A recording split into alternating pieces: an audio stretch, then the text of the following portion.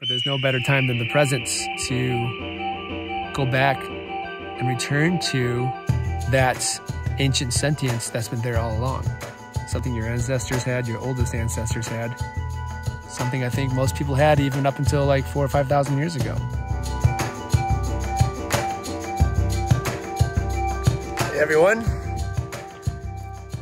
It is me, Shawn Berry, your host for First Nature. And today I am out on the outskirts of the desert of Death Valley. And as you can see, it's not much around. It's very quiet here too. Been out here for about 4 days. Part of my personal renewal for the year. And I love coming to the desert because of all the places in nature for me. The desert has just that base structural element that the rest of nature sits upon. And it's stripped down. You know, none of the mountains out here have foliage. Most of the ground, there's no foliage. It's very exposed, lots of rock, lots of dust, lots of dirt. And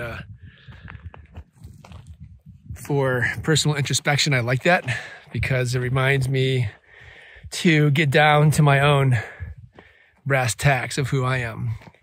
Scrape off all the slough from the year, all the idealism, all the hoping and wishing and pretending and busyness about making life other than what it already is, occurring as.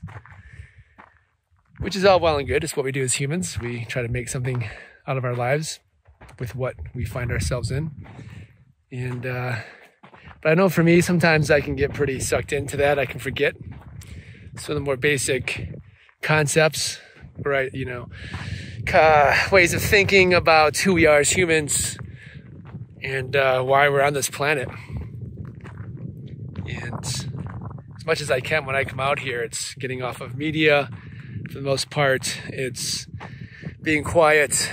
Usually, almost always, I'm out here by myself.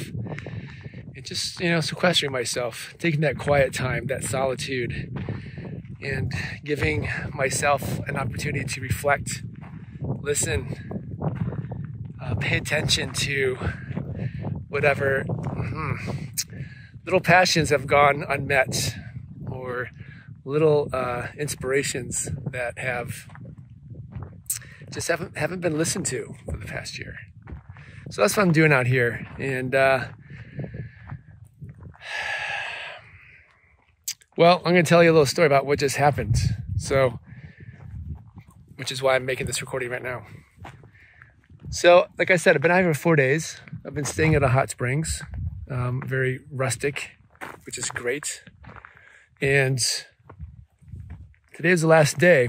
And I've been doing some hikes, been doing some writing, a little bit of reading, but mostly I've been kind of jonesing getting out on the land more because it's just so stunning out here, as you can see if you're watching the video.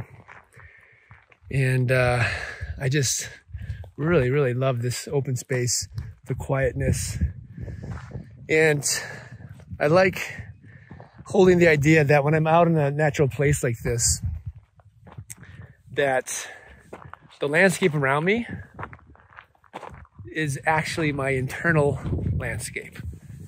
All right, so looking at this desert landscape as my insides opened up and laid out all around me in all directions. My feelings, my passions, my thoughts, my beliefs, my philosophies, my self-observations, all of it. And putting that into a visual context where I can look at it and just appreciate how stunning, how beautiful it is, how incredible it is just to be with it. And when I'm out here in the desert, there's not much you can do out here except for stay hydrated and take in the beauty. And in the same way, looking at this landscape as my interior self, as myself opened up and laid out. That's all there is to do. stay hydrated, and observe how beautiful it is, how beautiful I am, how beautiful you are, how beautiful it is to be human, and what an incredible opportunity to be alive on the planet, this planet, at this time. So every little plant, every little creature I see, like this little creosote plant here, and even these little kind of rocky, scrabbly mud balls I'm sitting on, it's literally like that is part of me. Thinking of my feet on the ground, or just putting my hand on the ground, and if I actually dig my fingers into the dirt a little bit, then I'm literally connected to this landscape. I'm literally connected to everything that's growing or dying or just existing in mineral state around me. And so there's that resonance, that connection, that feeling of I am a part of it. I am a part. A part, not apart, as one word, apart. Although we can feel that way sometimes, we can feel apart. And I really think for me anyways, when I start feeling apart, not a part, it's because I've gotten lost in all the interpretations, all the iterations that we take and make from nature around us. The computers, the cars, the planes, the homes, the cafes, the restaurants, the highways, the tax forms, the books, the educational institutions, the governments, the politics, the farming, the hunting, the fishing, the boating. I mean, you name it. We've taken nature, we've taken the dirt and the animals that this planet has grown, and we've turned them into a great many things that keep us preoccupied, that bring us a sense of safety or security or a sense of joy or a sense of purpose or a sense of intention. But it's good to just come back out here and just get back in contact with me, my basic self, this basic landscape around me, and the expansiveness, the openness, the quiet, the stillness, and to know that that's where we start. That is the baseline. That is where we all start.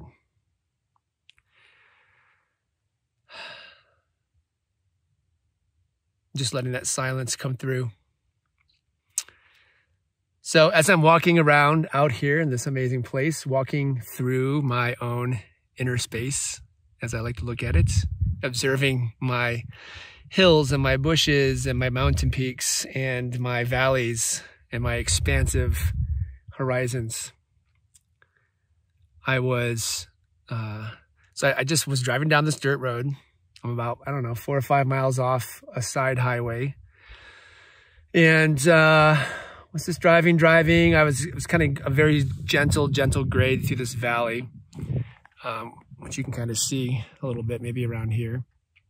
And there's a wash, a pretty large wash that I'm sitting in right now that I wanted to go explore. So I parked the car, jumped out, I crested over the little embankments and walked maybe 50 yards. And there was this wash about, 5 feet wide, about 4 feet deep. And I just was walking on the little hill above it, and I looked down into it, and right there in the middle, completely exposed and open, was a rabbit laying on its side. And it stopped me in my tracks because its eye was open. And even from 20 feet away, I could see that it was glassy. And the fur and everything on it was perfect. And it looked like it was just a rabbit taking a little downtime. But of course, rabbits don't really do that way. So I carefully, quietly scrambled down the side of the wash and walked up to it. I wasn't moving or trying to get away or anything like that. But when I got just within a few inches away from it, I could see its body convulsing as if it was taking a very heavy, labored breath. It was 2 convulsions and then be very still. And I realized that something inside me told me this rabbit was dying. This rabbit was dying. There was no blood. There was no sign of any kind of struggle, no scratches in the dirt around it. no blood. So I was stunned. I couldn't believe it. And I was immediately filled with compassion and a desire to just be present to this beautiful little rabbit out here in the middle of this huge, giant, spacious area. It's by itself, laying on its side, looking up at the sun, taking its last breaths. So I sat down right next to it, and it convulsed a couple more times. And I gently began to stroke its forehead, very gently. And it didn't make any move. Didn't blink. It didn't move in a way that was, looking like it was going to try to get away, even if it couldn't. It just laid there, and I stroked his forehead. And then I began to wonder, how long will I be here? I came to be with this creature, and I have no idea what a rabbit going through its death thinks about or realizes or is able to make sense of in its little rabbit mind. But here was this giant creature who came and sat next to it. Maybe it's never even seen a human out here before. It's quite likely that it's never seen a human. Yet here was I, this thing that came down and sat down and gently began to stroke its forehead between the ears, and very softly, and so there I was.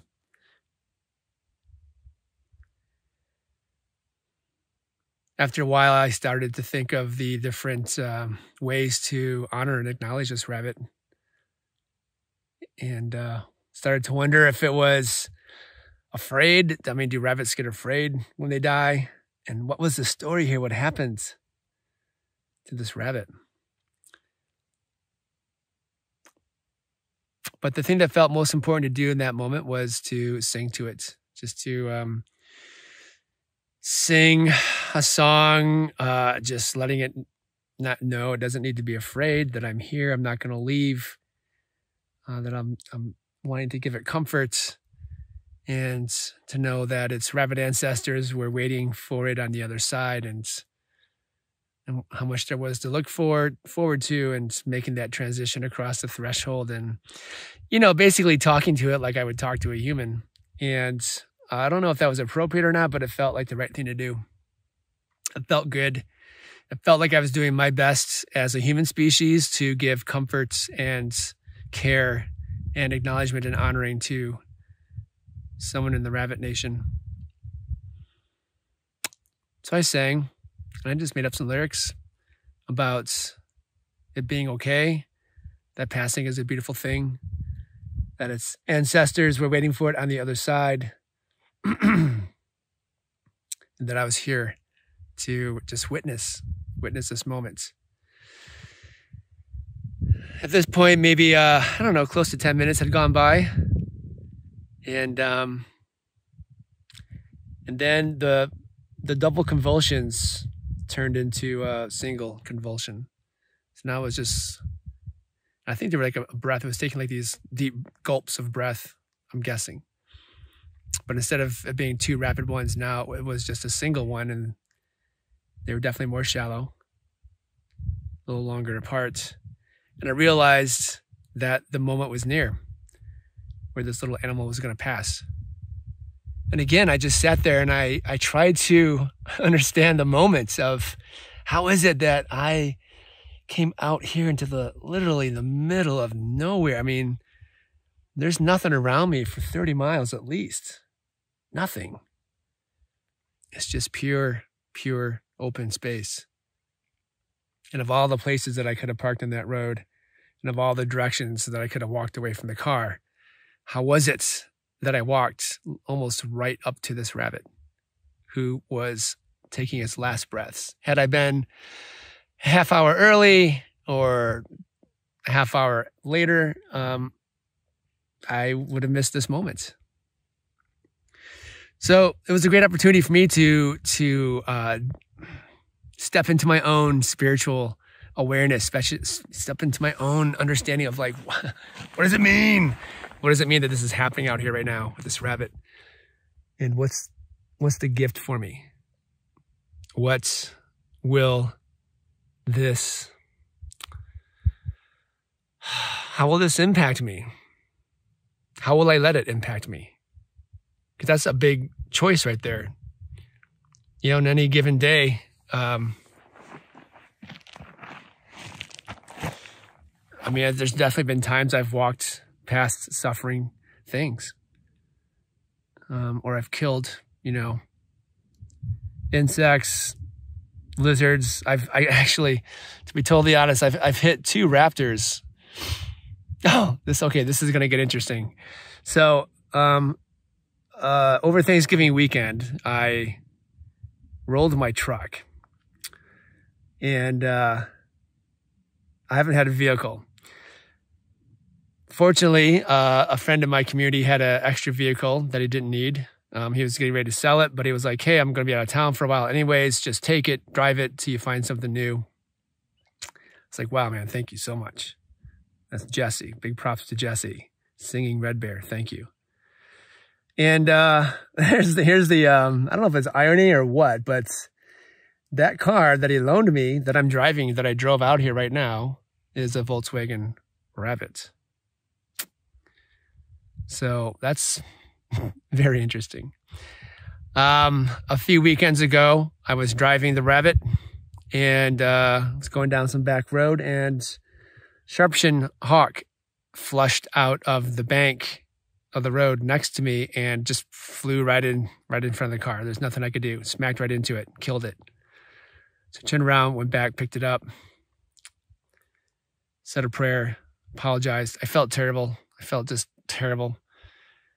And right now it's waiting to be processed. I'm, you know, wanting to honor that bird by saving its beautiful parts, preserving them, and making that beauty accessible for other people so others can see just how amazing our wildlife is close up. And then I came out here to the deserts. This is just a few weekends later now, and I'm driving back from taking an excursion for the day. It was getting dark. It was just, you know, pretty much after sunset. There's a little bit of twilight left. Had the headlights on, and a common porwheel, which are for some reason they like to sit in the middle of open space. So at least around here in Southern California, you know, fire roads. If you're hiking fire roads, it's not uncommon to kind of spook one in the dusk when you're walking up on them. And sure enough, on the road, I didn't see it until it was too late. It just flew up off the road and right into the car. And then I hit that common porwheel, killed it with the Rabbit.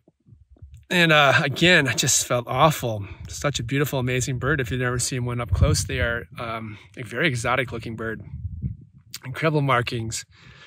And they're also a raptor. They eat insects, but a different kind of raptor in that sense. And then coming out here and finding this Rabbit. So processing this as I go. I'm thinking about having been directly involved in the deaths of 3 animals very recently. And particularly with this Rabbit, being with it until it passed. And I don't know what I'm going to take away from it, but all this to say that there's a choice. We all have a choice, right? That's part of our humanity, is we're conscious and aware that we can make choices.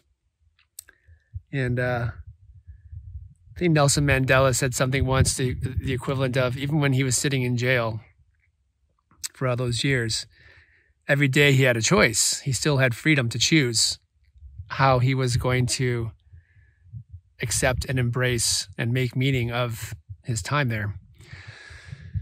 So in that respect, I had a choice to spend time with that Rabbit. I had a choice to go back and get those birds.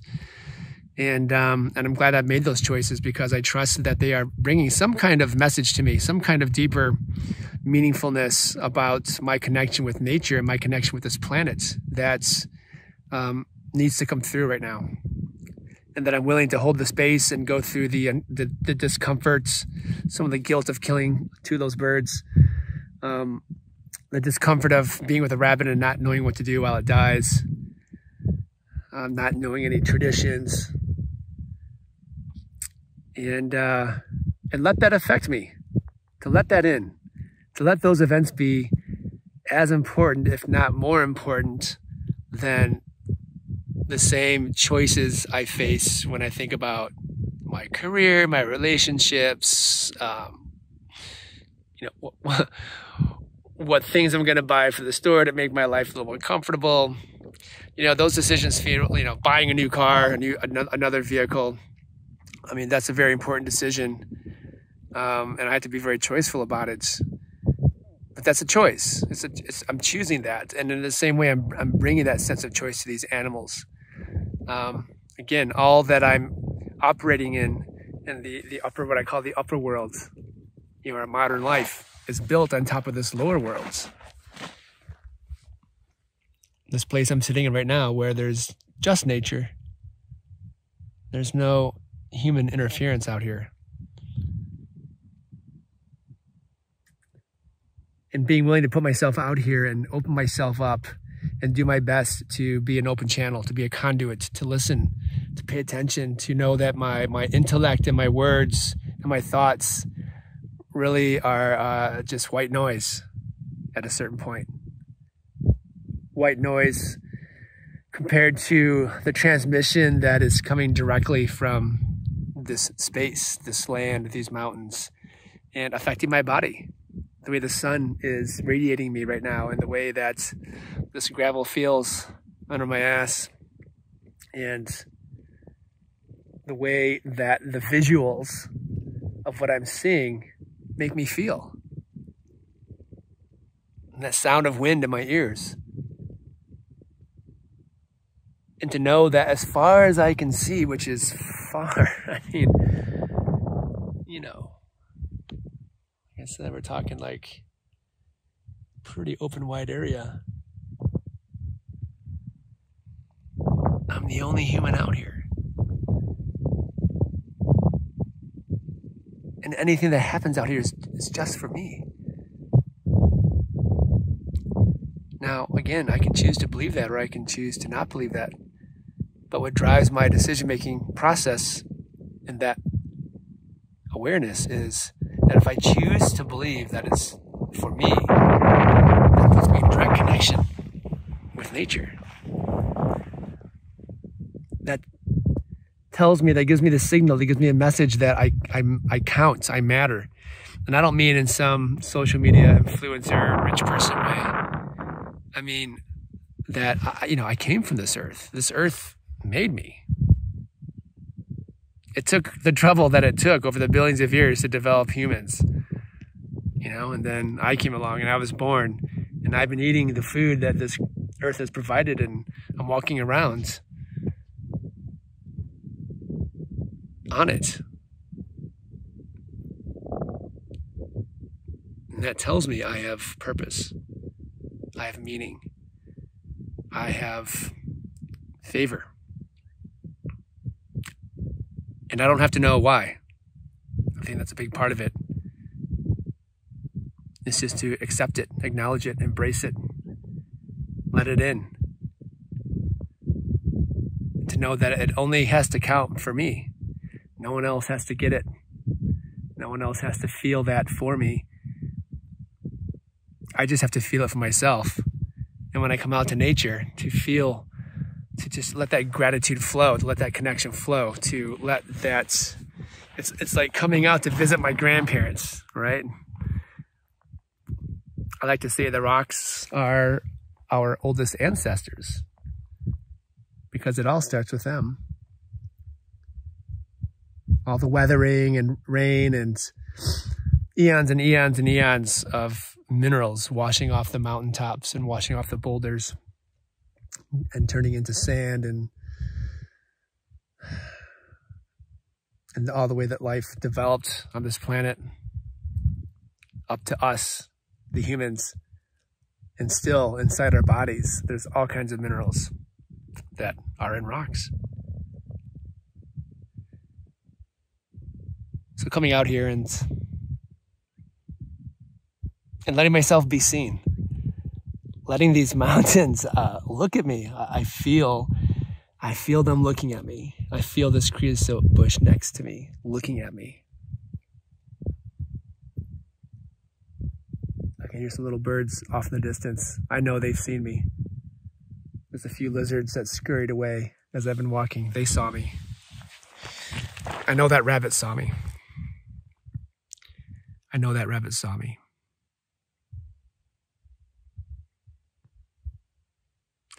And maybe that's the purpose I came out here for, was to guide that rabbit to the other side.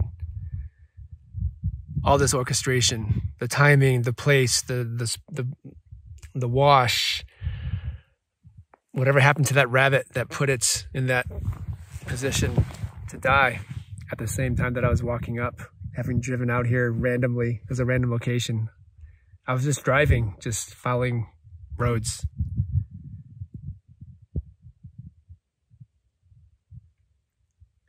So I want to say thank you to this desert. Thank you to this place. Thank you to these mountains. That was something remarkable that happened with that rabbit. For me, remarkable for me. I hope it was remarkable for the rabbit. I hope it was remarkable for this landscape and all the creatures that saw that happen.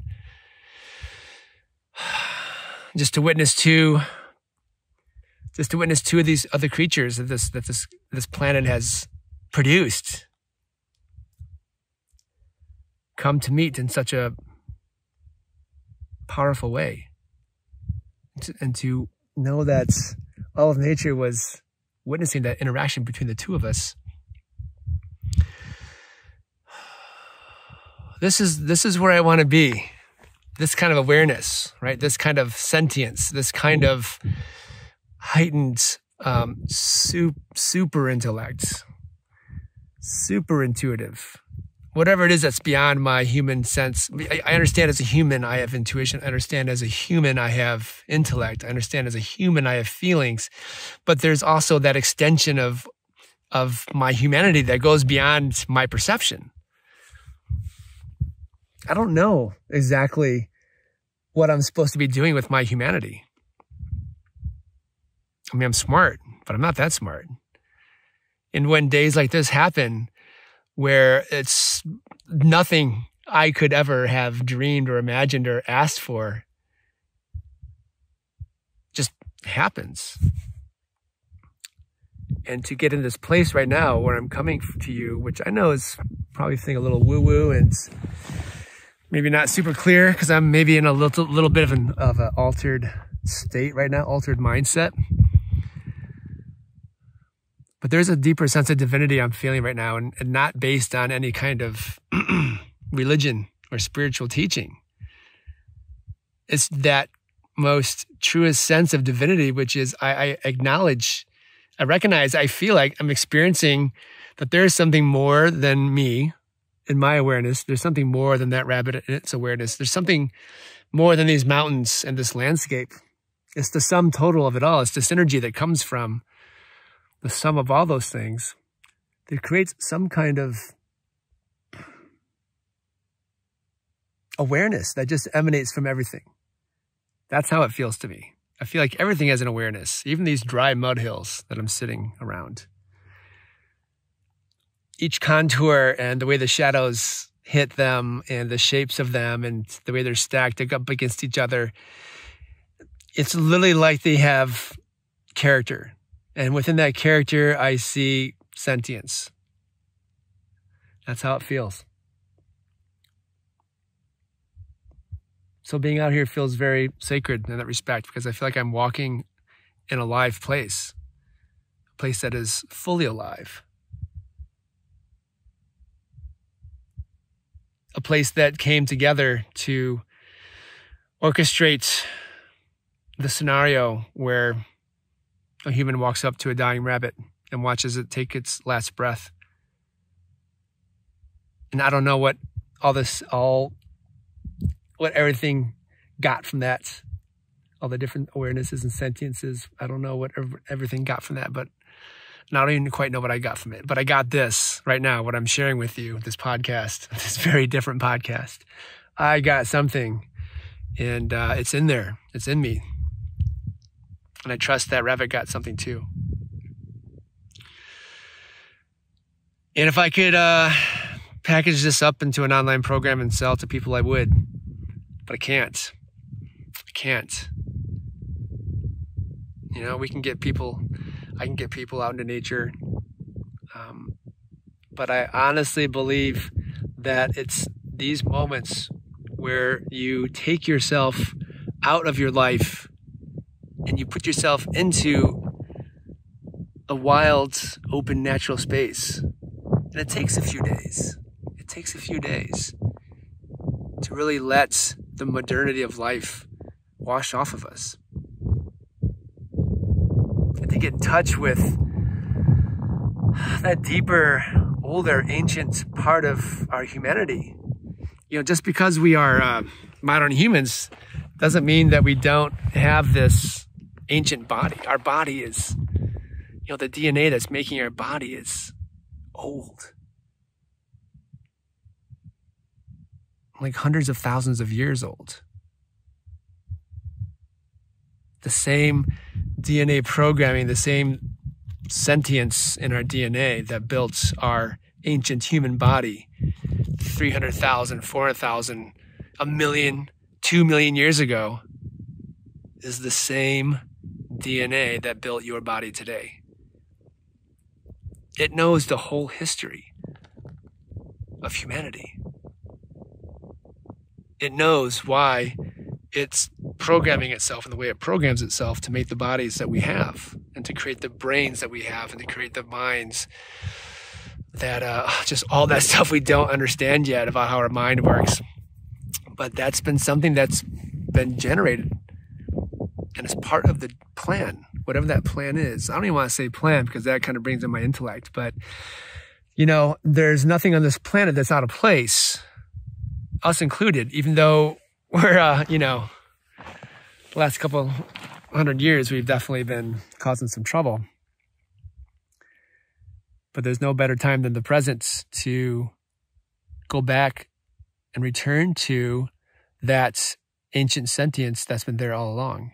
Something your ancestors had, your oldest ancestors had. Something I think most people had even up until like 4,000 or 5,000 years ago. But we're slowly losing it. I'm slowly losing it. I'll say that much. I keep thinking I should just move out to the desert because it's where I feel the most at home. It's where I feel the most connected. It's where, you know, whatever you want to call divinity or God, the universe, the cosmos, it feels the most present to me.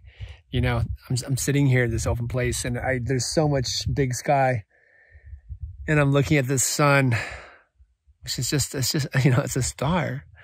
It's a star. And looking up into the blue sky, knowing that it's, yeah, we call it blue sky, but really it's outer space. I'm just sitting on the planet underneath outer space, breathing oxygen with this amazing body, watching this little furry creature pass. And to know that out here, its body will be returned to the earth. All its minerals that came from the rocks will go back to the dust and feed something else. It'll go into a different body.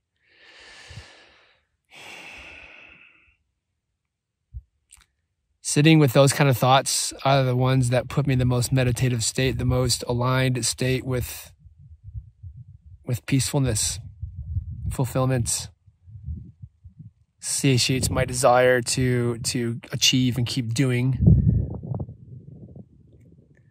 To feel very, very calm about just being.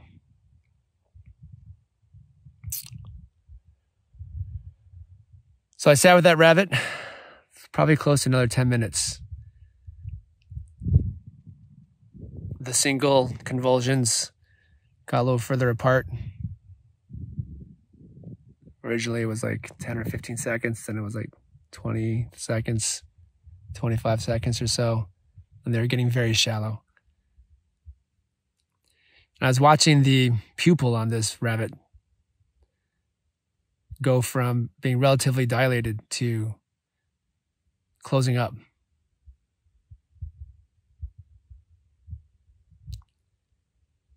And then there was no more convulsions.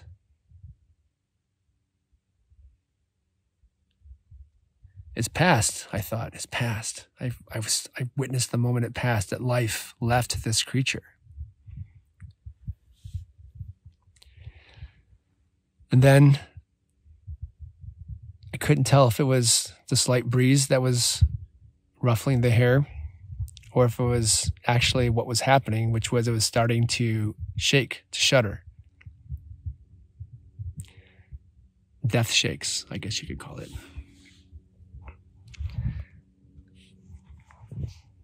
And its legs shimmied, shook. It kind of went from being a little stretched out to pulling itself a little bit into almost a fetal position. And it was just shaking for about 20, 30 seconds. And its paw, its paws were flinching a little bit. And then that was it.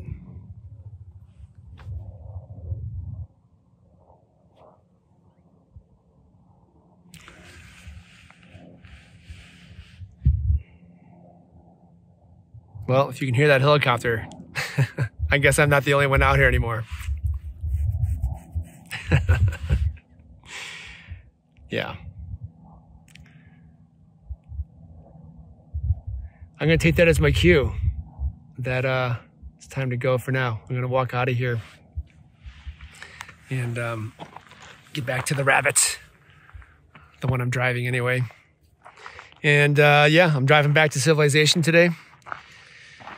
Going to go spend another night with friends on the way home. Tell stories, get some stories. And I'll be taking this place with me. I'll be taking that story of the rabbit with me.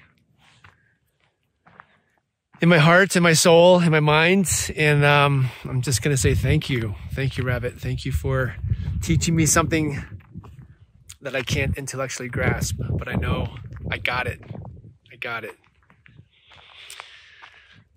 Friends, I can't urge you enough to get outside. Get outside by yourself.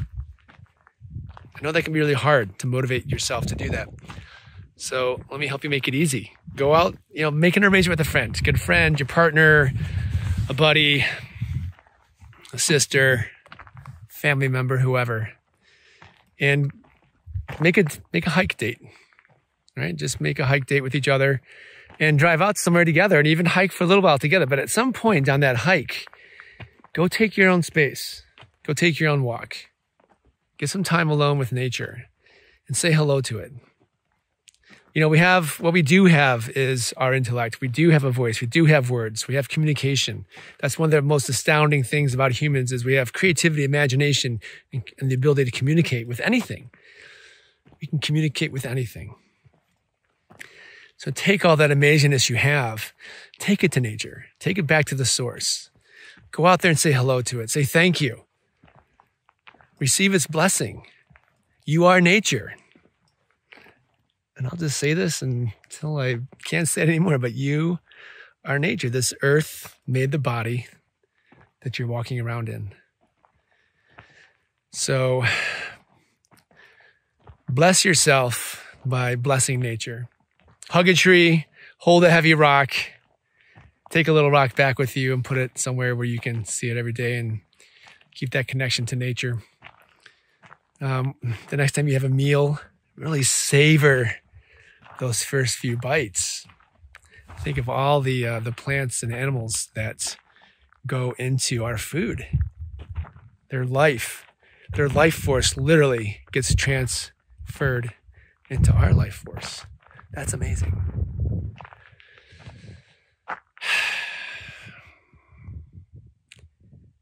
All right, that's it. Thanks for listening. Thank you, rabbits. Thank you, beautiful nature. Thank you to this incredible landscape I'm in right now. Just give you one more little turn around look here. And yeah. See you next time.